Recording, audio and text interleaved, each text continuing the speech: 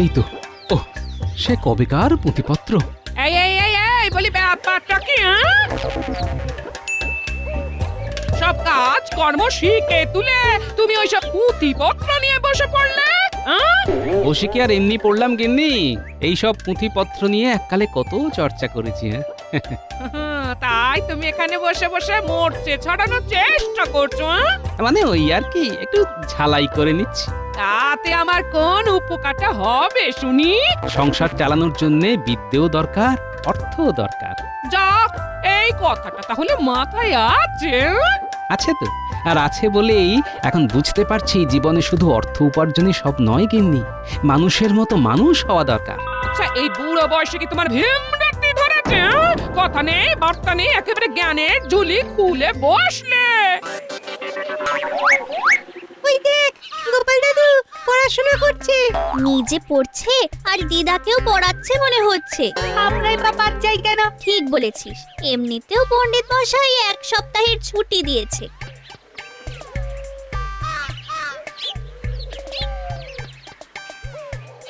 ব্যাস ব্যাস, আর কি এটাই বাকি ছিল।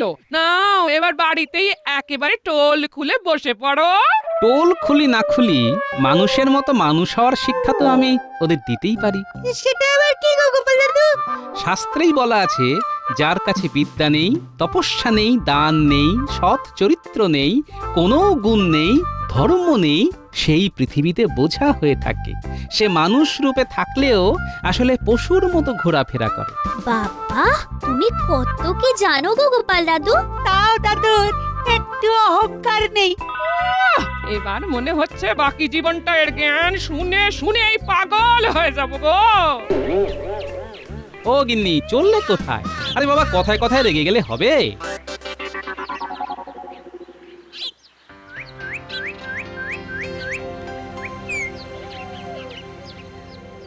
কি হয়েছে মহারাজ? আপনার যেন কোনো কথাতেই তেমন মন নেই। হ্যাঁ হ্যাঁ হ্যাঁ, মহারাজকে কেমন যেন আনমনা দেখাচ্ছে বটে।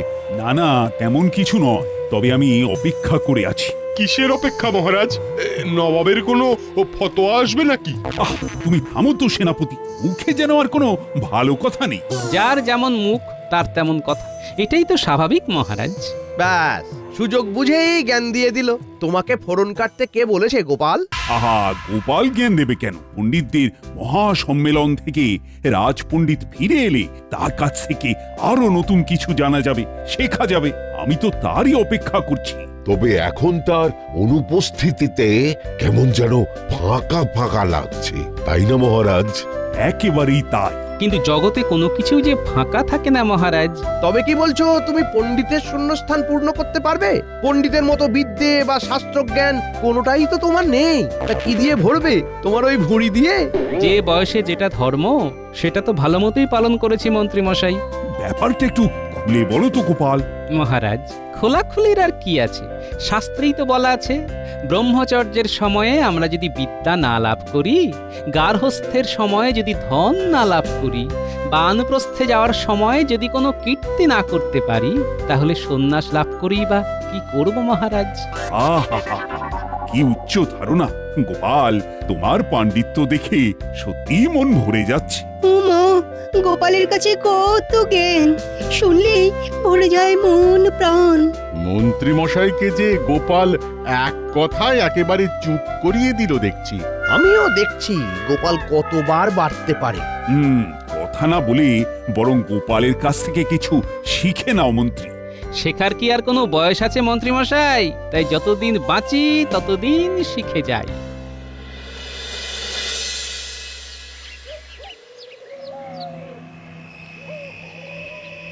বুঝেছি, সব বুঝে গেছি আমি। সবটাই একেবারে জলের মতো পরিষ্কার। কোনটা কি পরিষ্কার করে বুঝে নিতে এলে তুমি? কি আবার?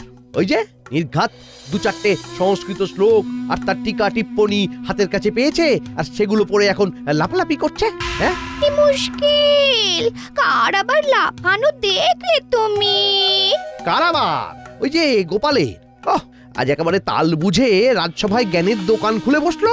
যেভাবেই হোক গোপালকে সবার সামনে অপদস্থ করতেই হবে। সেই আশাতেই থাকো তুমি।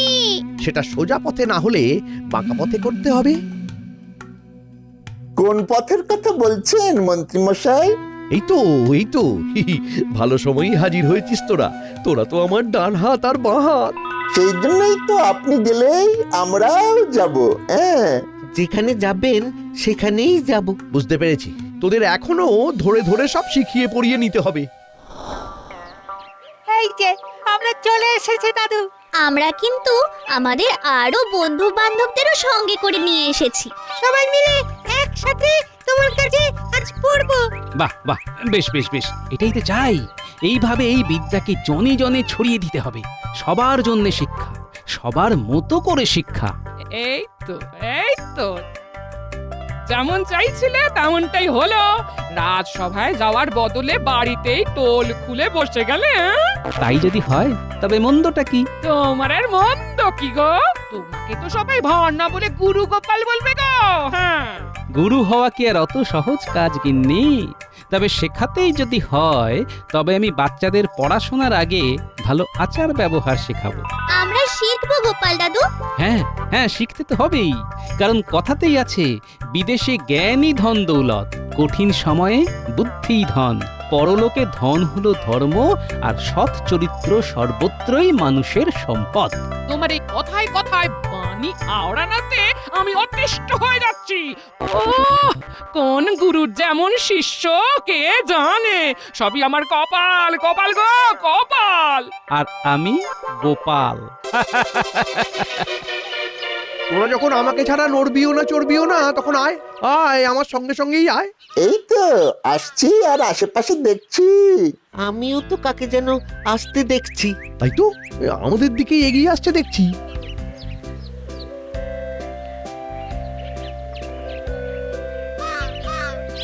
এই যে কে হে আপনি?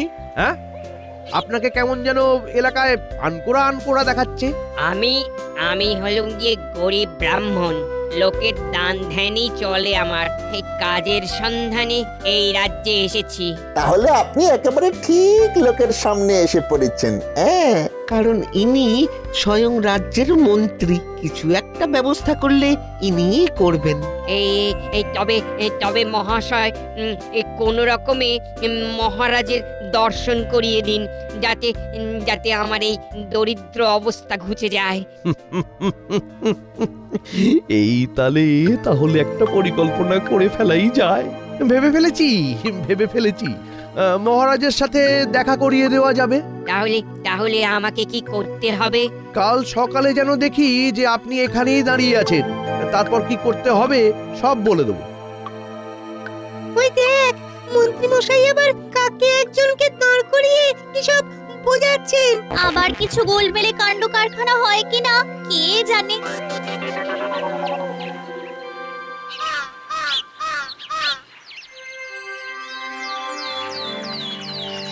এটাই বেশ ভালো হয়েছে, দল বেঁধে হই হই করে গোপাল দাদুর কাছে পড়তে যাচ্ছি।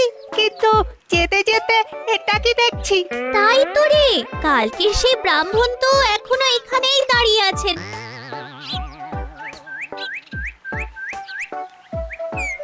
এই তোদের কি কাজ রে? যা যা, ভাগ এখান থেকে, ভাগ।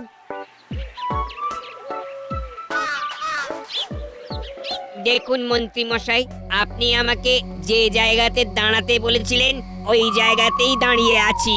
এখান থেকে নড়েও নি চড়েও নি, ঠায় দাঁড়িয়ে আছে। বেশ বুঝতে পারছি ব্রাহ্মণ বাস্তবিকই সহজ আর সরল। বেশ তো, আসুন তবে আসুন, আপনার রাজসভায় ঢোকার একটা বন্দোবস্ত করে ফেলেছি। এইভাবে সন্ন্যাসী সেজেই আপনি রাজসভায় যাবেন, তার সঙ্গে থাকবে আপনার দুই চেলা বটুকানন্দ আর ঘটিকানন্দ।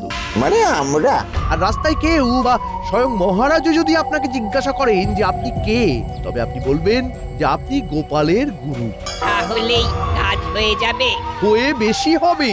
বেশ, তাই হবে। আজ যেন ব্যাপারটা অন্যরকম হচ্ছে। সবাইকে সময়ে হাজির হতে বলে মন্ত্রী নিজেই যে বেপাত্তা হয়ে গেছে। মন্ত্রী মশাই বোধহয় গোপালকে দেখে অনুপ্রাণিত হয়ে সংস্কৃত শাস্ত্র পাঠ করতে শুরু করে দিলেন। তাহলে তো ভালোই হয়। এই ব্যাপারে রেশারেশি সভার মান বাড়াবি। এই ব্যাপারে তোমার কিছু বলার আছে নাকি গোপাল? হ্যাঁ হ্যাঁ, বলো গোপাল, শাস্ত্রের কিছু ব্যাখ্যা আছে নাকি? আপনি যথার্থ বলেছেন মহারাজ। ধন সম্পত্তির পিছনে দৌড়য় তো অধম।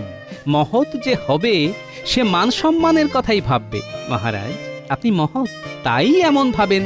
বাহ গোপাল বাহ, ধন্য তোমার শাস্ত্র চর্চা।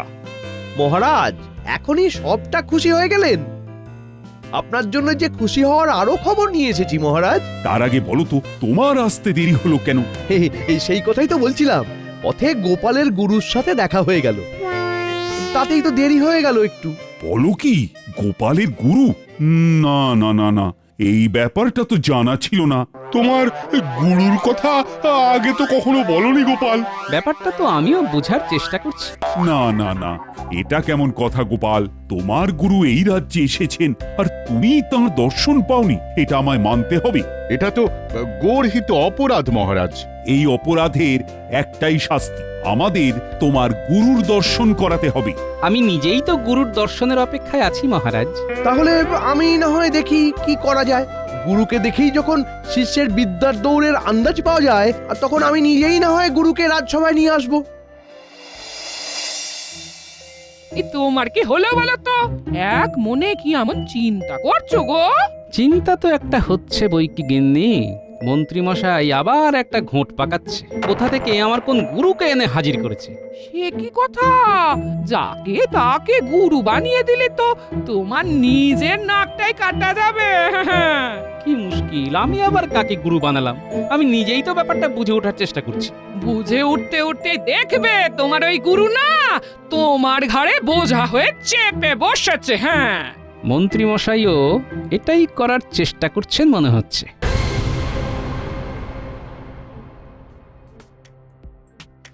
ওর দাদু, তুমি এখানে, ওদিকে একজন তো নিজেকে তোমার গুরু বলে ঘুরে বেড়াচ্ছে।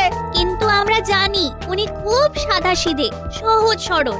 মন্ত্রীমশাই যেখানে দাঁড়াতে বলেন সেখানেই দাঁড়িয়ে থাকেন। ওই যখন নড়তে বলেন তখনই নড়াচড়া করেন।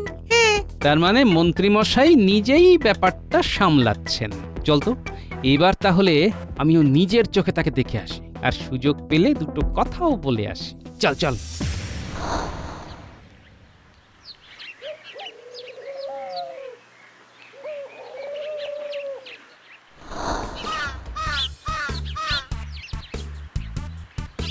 ওই দেখ, ওই যে উনি আসছেন। দেখেই মন ভরে যাচ্ছে গো। ওই শিষ্যদের নিয়ে গোপাল দাদার গুরু যাচ্ছেন। এই চলো না, ওই ছুটে গিয়ে ওই দুটো কথা বলে আসি। হ্যাঁ, দুজন তো শিষ্য আছে দেখছি রে, ওর আশেপাশে কি ঘেঁষতে পারবি? দেখেছো দাদু? দেখে চিনতে পারলে? আরে আমার যে কেউ গুরু আছে সেটাই তো মনে করতে পারছি না। চেনা তো দূরের কথা। তুমি না চিনলে কি হবে? লোকজন তো ঠিক চিনে গেছে। বুঝতে পারছি ব্যাপারটা মানুষজন ভালো মতোই খেয়েছে। শিষ্য দুজনকে দেখেও তো চেনা চেনা লাগছে। চলো না দাদু, সামনে গিয়ে কথা বলি তাহলে। না না, এখন একটু অপেক্ষা করতে হবে। সুযোগ বুঝলেই ওকে একা পাকড়াও করতে হবে। বলতে না বলতেই সুযোগ হয়ে গেছে মনে হচ্ছে। ওকে বসিয়ে রেখে ওর শিষ্যরা সব ছড়ে পড়ছে দেখছি। হ্যাঁ হ্যাঁ, চল, এটাই সুযোগ। প্রণাম ব্রাহ্মণ, আশা করি আমাকে চিনতে পারছেন। কই না তো, কে আপনি? সে কি কথা, আপনি যার গুরু তাকেই চিনতে পারছেন না? আর মানে আপনি গোপাল? কি লজ্জার ব্যাপার, কি লজ্জার ব্যাপার। না মানে ভুল হয়ে গেছে। সে তো হয়েইছে, তবে কার বুদ্ধিতে আপনি ভুলটা করতে চাইছেন সেটা যে জানতে ইচ্ছে করছে। তাহলেই হবে। তারপরে না হয় বাকিটাও বলবেন, কেনই বা এইসব করছেন, এতে আপনার লাভ কি সবটাই যে বলতে হবে। আমি আপনার কাছে ক্ষমা চাইছি, আমি মহাপাতক। আসলে আমি অর্থের লোভে মন্ত্রীর সাথে হাত মিলিয়েছি। এখন মনে হচ্ছে এখান থেকে চলে যেতে পারলেই বাঁচি। কিন্তু অর্থ সংগ্রহের তো অনেক উপায় আছে। আপনি যদি অর্থ সংগ্রহ করতে পারেন তবে আমার ভালোই লাগবে। কিন্তু মুশকিল হচ্ছে, মহারাজ তো জেনে গেছেন যে আমার গুরু এসেছে। মহারাজ নিশ্চয়ই আপনাকে ডেকে পাঠাবেন, পালানোর তো পথ নেই। তারপরে কি আমার জেল হাজত হয়ে যাবে? উনি ডেকে কোনো প্রশ্ন করে উপহার দিলে ভালো। হয়ে গেল, মানে হলেও গেল, না হলেও সব গেল। আমি যে তেমন বিশেষ কিছুই জানি না। মহারাজ প্রশ্ন করলে জবাব দিতে পারবো না। মন্ত্রী মশাই তো কিছুই শিখিয়ে দেননি। উপায় একটা আছে, মহারাজ প্রশ্ন করলেই আপনি আমার দিকে তাকাবেন না হয়, আমি যাই হোক বলে মহারাজকে খুশি করে দেব।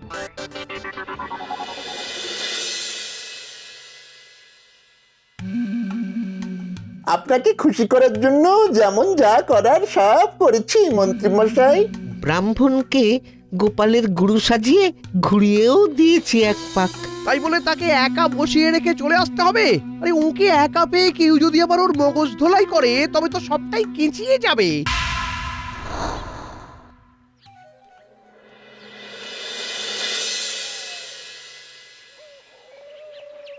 আমার কি হবে মন্ত্রী মশাই? তৈরি হয়ে নিতে হবে, মহারাজের সঙ্গে দেখা করার সময় হয়ে গেছে যে। বেশ বুঝতে পারছি, আগের জন এসে ঠিক কথাই বলেছিল। এরা আমাকে বেশ ভালোই পাকড়াও করেছে। এখন বাঁচালে উনিই বাঁচাতে পারেন। শুনুন, মহারাজের কাছে গিয়ে শুধু বলবেন যে আপনি গোপালের গুরু। তবে গোপাল নিতান্তই অপদার্থ। গুরু হিসেবে আপনি যাও বা কিছু জানেন, গোপাল তাও জানে না। বাকিটা আমি সামলে নেব। কিন্তু আমি কি করে সামলাবো? আমি যে কিছুই জানি না। যদি মহারাজ আমাকে কিছু প্রশ্ন করেন তবে যে মহারাজের কাছে ধরা পড়ে যাব। যদির কথা নদীতে, আমি তো এখানেই আপনার চাকরির ব্যবস্থা করে দেব। তারপর থেকে মহারাজ খুশি হয়ে আপনাকে যা দেবে তার কিছুটা ভাগ আমার হবে। এইভাবেই চলবে। না না, এর পাল্লায় পড়লে মনে হচ্ছে বিপদের শেষ থাকবে না। কি করে যে উদ্ধার পাবো? কাল সকালেই তাহলে মহারাজের সাথে দেখা হবে, কেমন?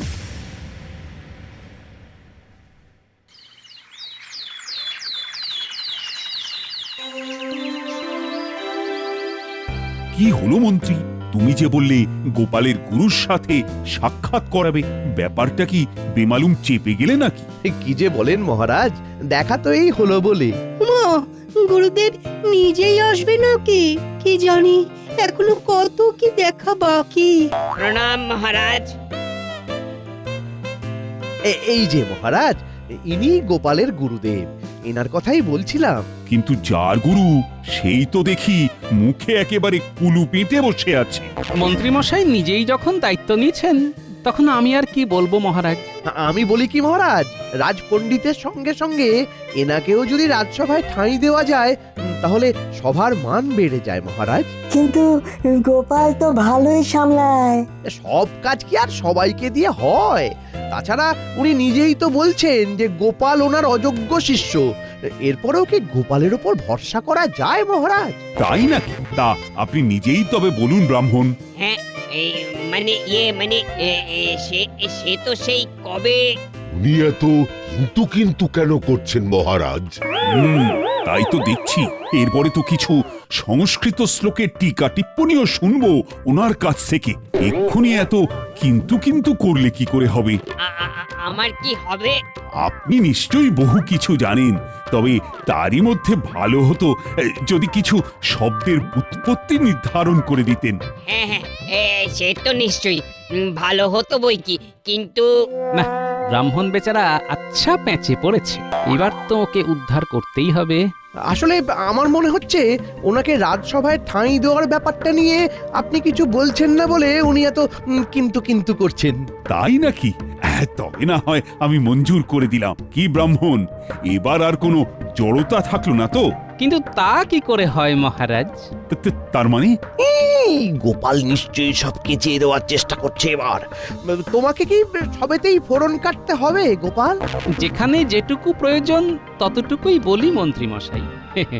মহারাজ, শাস্ত্রেই তো বলা আছে, বিদ্যা যদি বইতে আবদ্ধ থাকে আর অর্থ যদি পরের কাছে গচ্ছিত থাকে তবে প্রয়োজনে তা কোনোই কাজে লাগে না। বলে বুঝি? কিন্তু তার সঙ্গে এখানের কি সম্পর্ক? যে ব্রাহ্মণ পণ্ডিত দেশ বিদেশে ঘুরে নিজের জ্ঞান বিতরণ করেন তাকে এখানে আবদ্ধ করে রাখলে সকলেরই যে ক্ষতি হয়ে যাবে মহারাজ। এটা তো ভেবে দেখিনি। আর গোপাল তো ঠিকই বলেছে, আমার যে অর্থ নবাবের কাছে গচ্ছিত আছে সেটা সময়কালে পাচ্ছি না বলেই আমার কত সংস্কারের কাজ মুলতুবি আছে। না, ব্রাহ্মণ পণ্ডিতকে এইভাবে এখানে রেখে দেওয়া যাবে না। আপনি আমায় বাঁচালেন মহারাজ। আমি এখানে থাকতে চাইছিলাম না। আমি আমি নিতান্তই সাধারণ এক ব্রাহ্মণ। মন্ত্রী মশাইয়ের প্ররোচনাতেই আমি মিথ্যের আশ্রয় নিয়ে নিজেকে গোপালের গুরু বলে প্রচার করেছি। আমাকে আমাকে ক্ষমা করে দিন মহারাজ, আমাকে ক্ষমা করে দিন।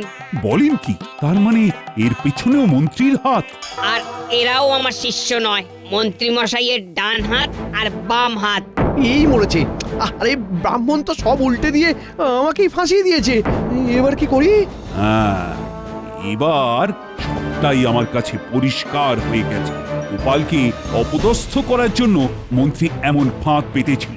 না, এবার মন্ত্রী আর পার পাবে না।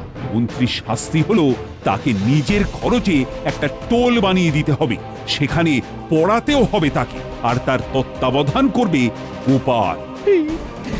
আমাকে ছেড়ে দিন মহারাজ, এরকম কাজ আর কখনো করব না মহারাজ। সব ভালো যার শেষ ভালো। আমার গুরু খুঁজতে খুঁজতে আমি গুরু হয়ে গেলাম।